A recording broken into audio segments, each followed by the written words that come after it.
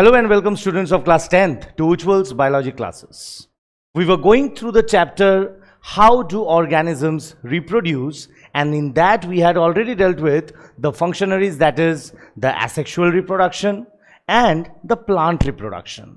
Now today our main topic will be about the human reproduction. We will be discussing each and everything as we have discussed in the plant reproduction. Similarly, we will be going and moving through the human reproduction. Now, first of all, we had been seeing that in sexual reproduction which is being taking place. So in sexual reproduction, we have broadly categorized that the primary event in any sexual reproduction is that about the process of fertilization. So it will be the process fertilization where all the union of the gametes will be there. Union of gametes. This will be taking place in fertilization. Now, if I talk about the pre-fertilization events, I am discussing about now the pre-fertilization events. And in pre-fertilization events, we will be mainly coming into, first of all, the gametogenesis. And what do we mean by gametogenesis? That is the formation or generation of the gametes. What are gametes? ना gametes मतलब आपके ये जो gametogenesis है, formation of gametes. और ये gametes क्या क्या होगा? Be it the male gamete and be it the female gamete. ये दोनों हमारे पास होता है. अब gametogenesis के बाद हो जाएगा ट्रांसफर ऑफ जो मेल गैमेट होगा, the transfer of the male gamete to the female gamete. और जब ट्रांसफर होगा, when both the gametes will be coming together, then the event of fertilisation will take place. So here both these gametes will be meeting together and they will be forming a structure, जिस structure को हम लोग नाम देंगे zygote. Clear? So fertilization के बाद, after fertilization, मेरे पास आ जाएगा the post fertilization events. मेरे पास आ जाएगा the post फर्टिलाइजेशन इवेंट्स. और इस पोस्ट फर्टिलाइजेशन इवेंट्स के अंदर सबसे पहला जो इवेंट होगा, जो जाइगोट बनेगा during fertilisation, how this zygote will be developing into the embryo. ठीक है. So development of the embryo, यही चीज हम लोग पढ़ेंगे in the post fertilisation events. ठीक है. सो इसको मैं दूसरा नाम दे देता हूं, दैट इज एम्ब्रायोजेनेसिस. इसको क्या नाम दे सकता हूं मैं? Embryogenesis. The development of the embryo जो होगा. So embryo will be fully getting developed, और जब तक ये क्या नहीं बनेगा, ये फीटस नहीं बनेगा. क्लियर? मतलब fully developed embryo which is now ready for taking birth.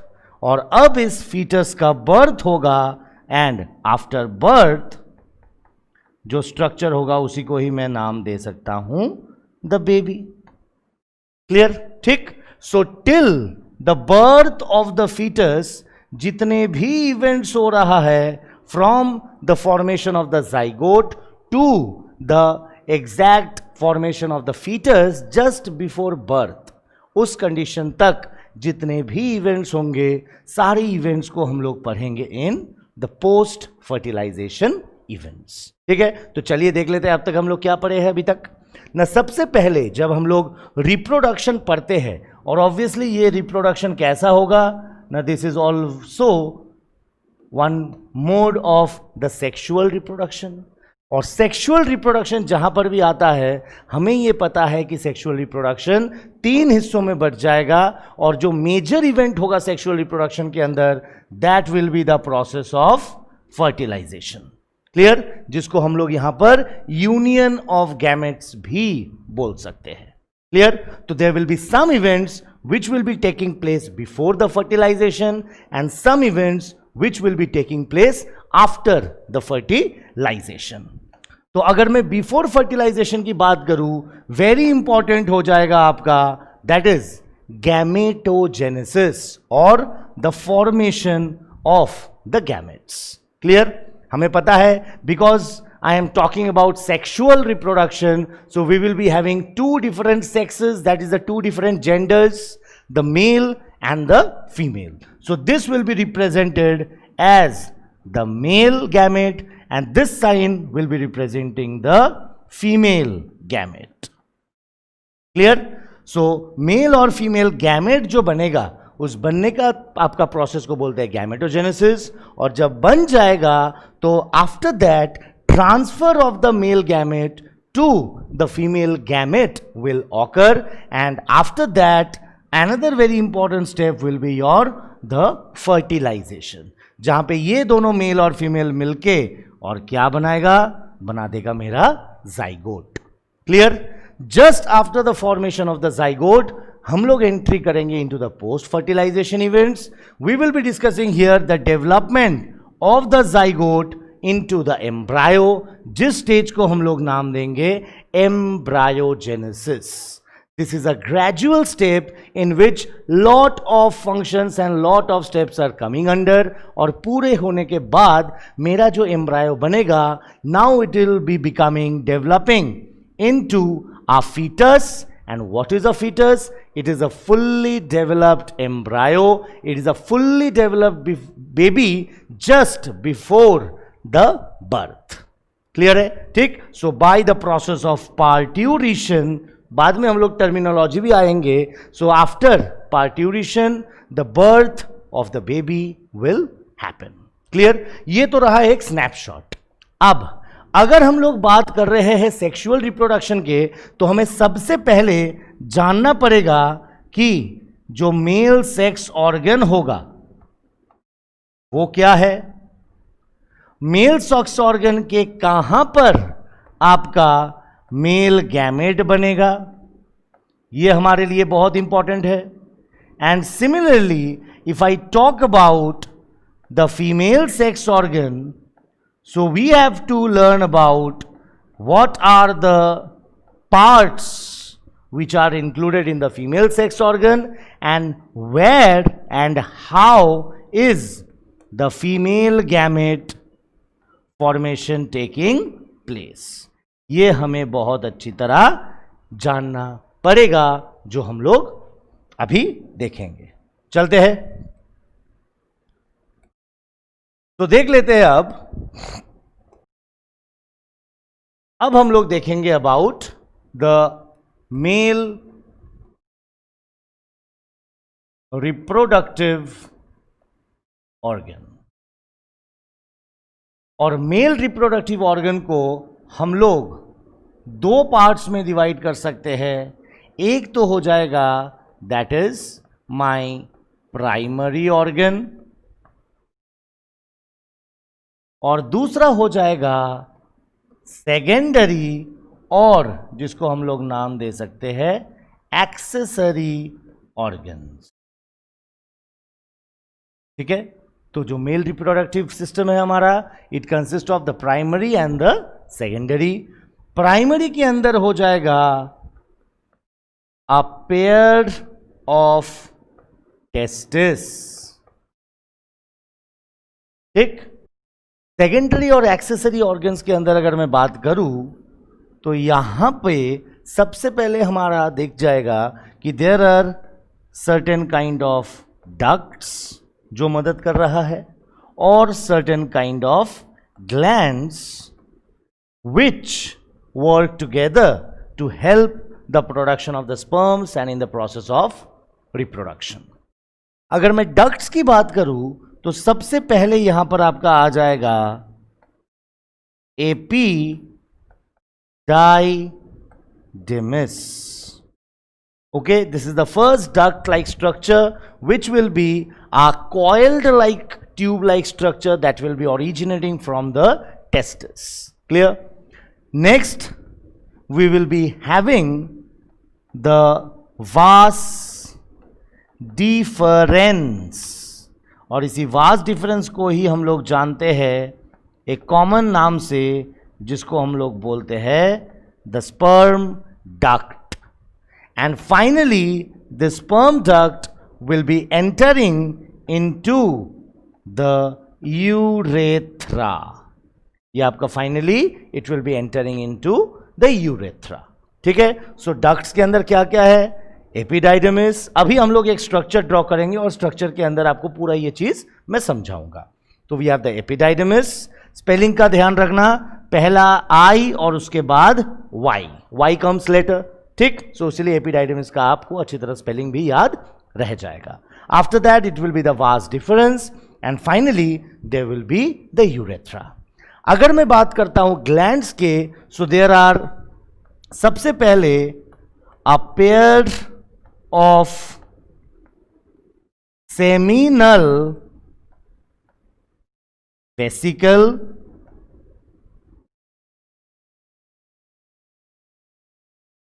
next the prostate gland, और लास्ट हो जाएगा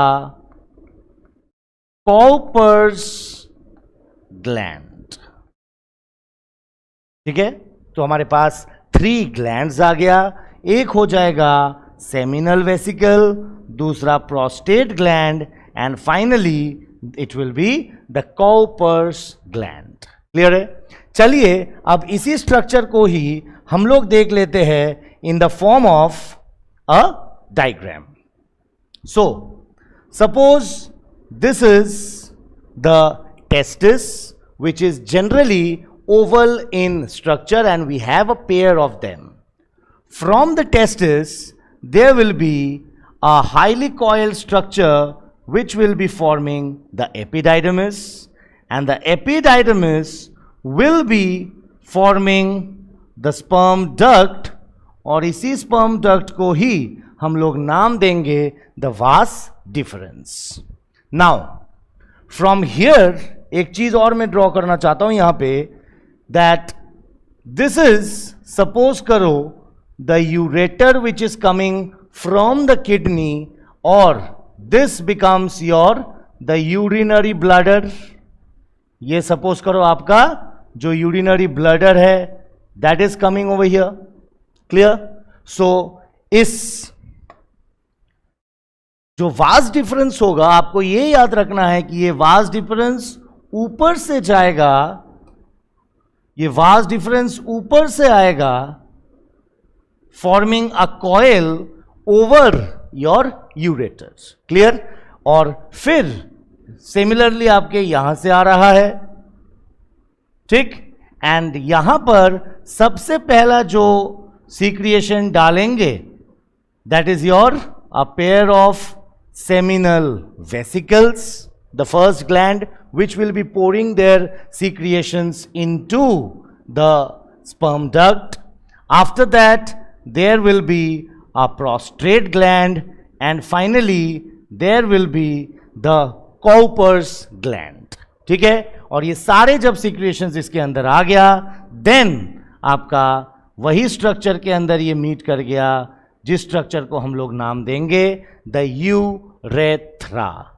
सो एक्चुअली अगर मैं बात करूं, this urethra will be a common duct for both the passage of the sperms as well as from the, आपका urinary bladder से ये निकल रहा है, so obviously for the passage of your urine also.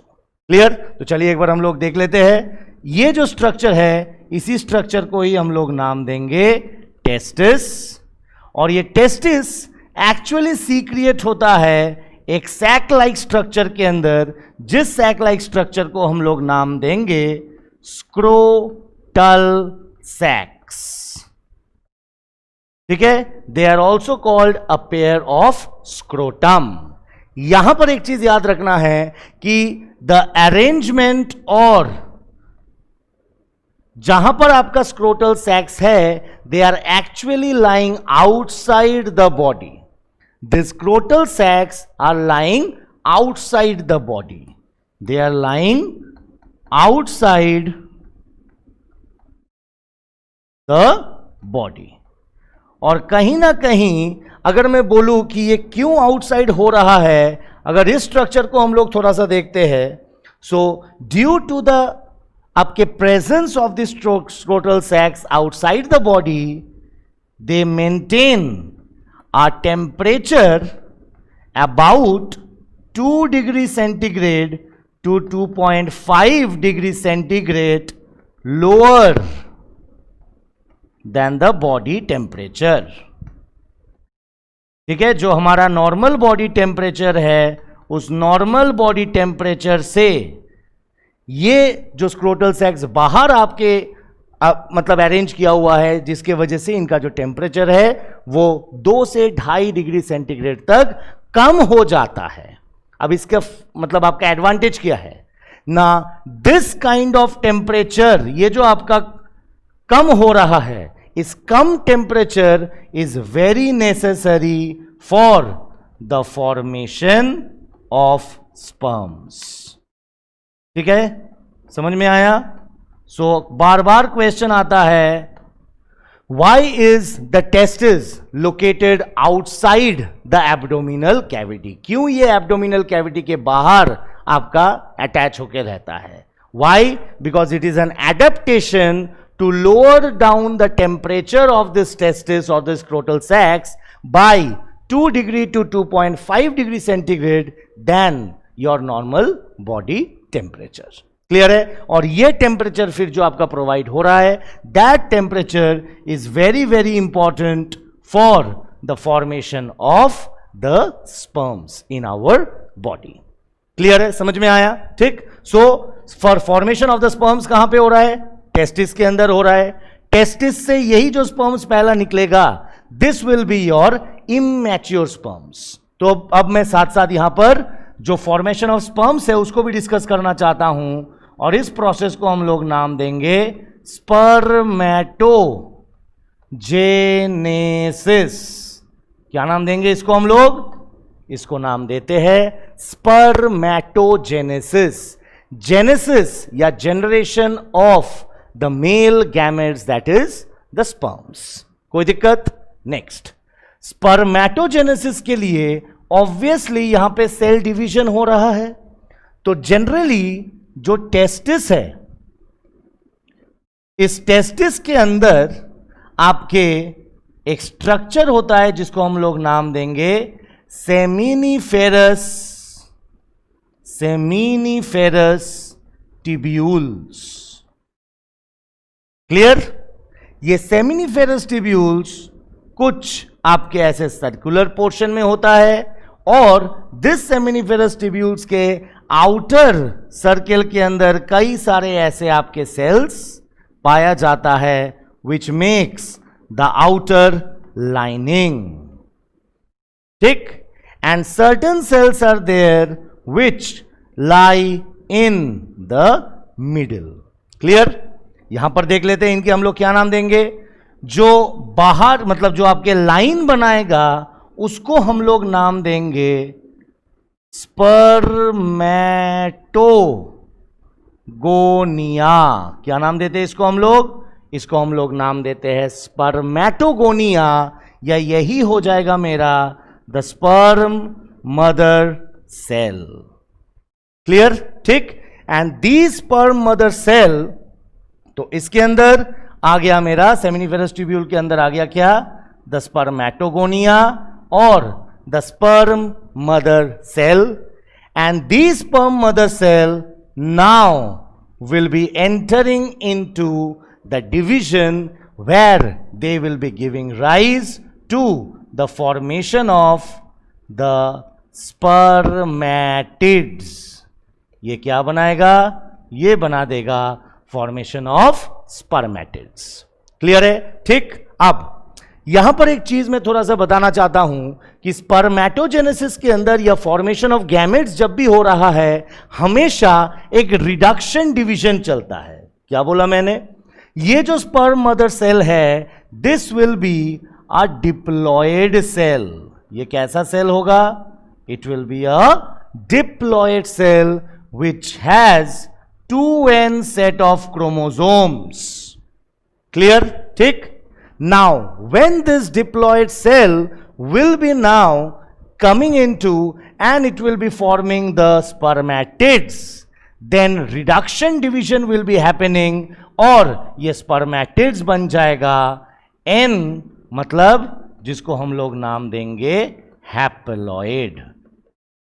Clear? और जो process of आपके cell division हो रहा है, उस सेल डिवीजन को हम लोग नाम दे देंगे मियोसिस। क्या नाम दे सकते हैं हम लोग इसको? The type of cell division in which the chromosome number is getting divided into half, 2n से n हो गया। इस टाइप ऑफ सेल डिवीजन को हम लोग नाम देते हैं मियोसिस। मतलब इसको कहीं ना कहीं हम लोग रिडक्शनल डिवीजन भी बोल सकते हैं, इसको कहीं ना कहीं हम लोग रिडक्शनल डिवीजन भी बोल सकते हैं, where the diploid cell is divided into the haploid gametes. Clear है? समझ में आया? अब यहां पर अगर मैं बात करता हूं कि ये जो आपके स्पर्मेटिड्स हुए, ये स्पर्मेटिड्स जो है दे आर इमैच्योर्स। ये जो स्पर्मेटिड्स हुए ये सारे कैसे हैं? They are immature. तो ऑब्वियसली यही immature will be primarily stored in epididymis. So what will be the function of the epididymis? Epididymis क्या था? याद करो, ये वाला जो स्ट्रक्चर हम लोग बात किए थे, दिस वॉज योर एपिडाइडिमिस। ठीक है? सो जैसे आपके स्पर्म्स इस टेस्टिस के अंदर बना, यही स्पर्म्स आपके इमैच्योर स्पर्म्स आए एपिडाइडिमिस के अंदर, और एपिडाइडिमिस के अंदर ये आपके स्टोर हुए, they derive the nutrition over here and they become mature enough. Clear? So temporary storage आपका कहां पर होगा? In the epididymis. Clear? Finally epididymis से ये निकल के जो स्ट्रक्चर के अंदर आएगा, इसी को हम लोग नाम देते हैं आइदर द स्पर्म डक्ट, या इसी को ही हम लोग नाम दे सकते हैं द वास डिफरेंस।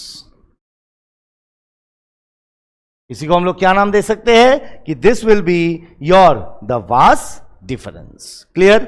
वास डिफरेंस आके it will be joining the urethra. ये ज्वाइन करेगा the common structure that is, जिसको हम लोग इजैक्यूलेटरी डक्ट भी बोलते हैं, and this will be a common passage for the passage of urine as well as the passage of the sperms. Clear? ठीक। अब ये जो तीन हमारे पास वेसिकल्स थे, ये थे द सेमिनल वेसिकल, ये जो था दिस वॉज योर प्रोस्टेट, और ये जो थे इसको हम लोग कॉपर्स ग्लैंड का नाम देते थे। तो ये जो तीन हैं आपके, जो हम लोग यहां पर भी देखे हैं, I am talking about this three, that is the seminal vesicle, prostate and the Cowper's.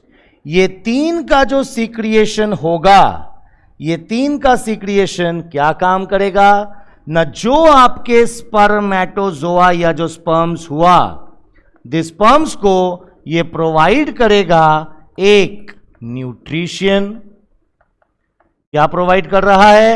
एक तो इसके सीक्रिएशन इसको न्यूट्रिशन प्रोवाइड कर रहा है, because this secretion are very rich in fructose and sucrose. ठीक है, सो ये आपका न्यूट्रिशन प्रोवाइड कर रहा है स्पर्म्स को, और इसको एक मीडियम दे रहा है जिस मीडियम में ये आसानी से स्विम कर सके।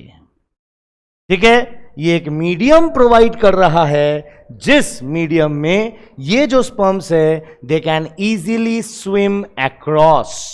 ठीक, क्लियर। सो यही आपका जो स्पर्म्स है, so this sperms will be, अगर मैं बात करूं सो इसको मैं बोल सकता हूं कि दिस स्पर्म्स आर मोटाइल, और इसका मोटाइल नेचर किस वजह से हो रहा है? Because of the presence of the tail like structure. इस स्पर्म का अगर स्ट्रक्चर हम लोग देखेंगे आगे तो उसके अंदर एक टेल लाइक स्ट्रक्चर है, and because of the presence of the tail they sperms are getting itself to be motile and they are helping them to move और swim across the medium. Clear? ठीक, अच्छा, इन तीनों के जो आपका सीक्रिएशन निकल रहा है, इन तीनों के सीक्रिएशन को एक साथ मिलके ही मैं नाम दे सकता हूं सीमेन। Clear? It is this secretion of the seminal vesicle, of the prostate and of the Cowper's gland which togetherly combine, और जिससे हमें पता चलता है कि वो कौन सा आपका फ्लूइड पोर्शन है ना, इसको हम लोग नाम देते हैं सीमेन। क्लियर? सो सीमेन का फंक्शन क्या है ना, इसका दो फंक्शन होगा। सबसे मेन फंक्शन होगा कि ये जो मोटाइल स्पर्म्स है they can easily swim across it, and number 2 will be they provide nutrition to this developing sperms. Why? Because sperms जो होगा ये आपके gametes है, so ये gametes तो आपका बन रहा है, but its gametes के अंदर कोई भी stored food particle नहीं है।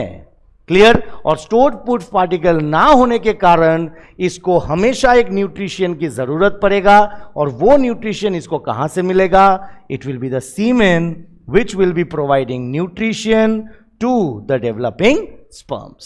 समझ में आया? समझ में आया सबको? ठीक, सो ये आपका पूरा स्ट्रक्चर आ गया।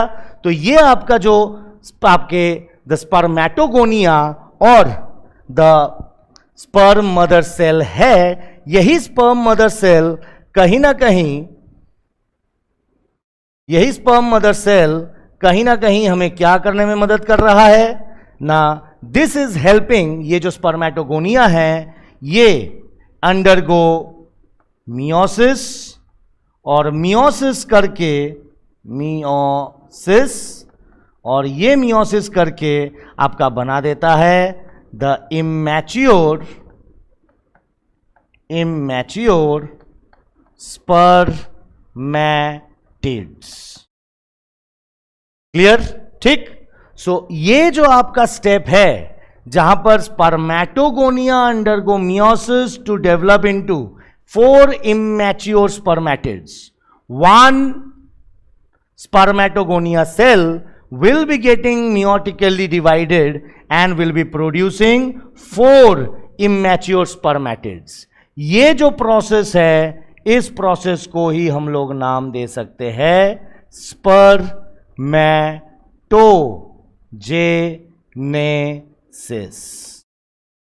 क्लियर? ठीक, अब ये तो इमैच्योर स्पर्मेटिड्स है।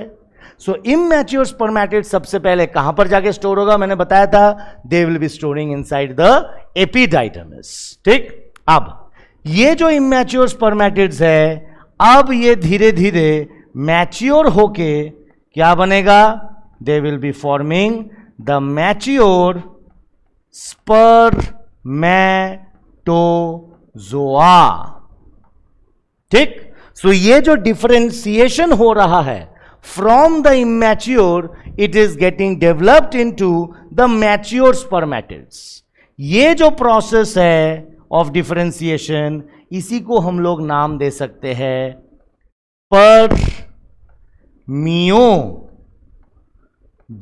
Spermiogenesis.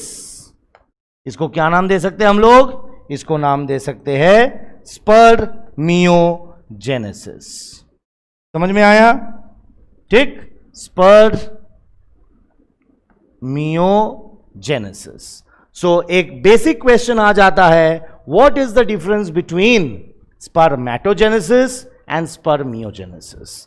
Spermatogenesis will be consisting of all the events from how the spermatogonia cell, the diploid cell, how it undergoes meiosis, how it gets reduced from a diploid cell and becomes a N or a haploid immature spermatid.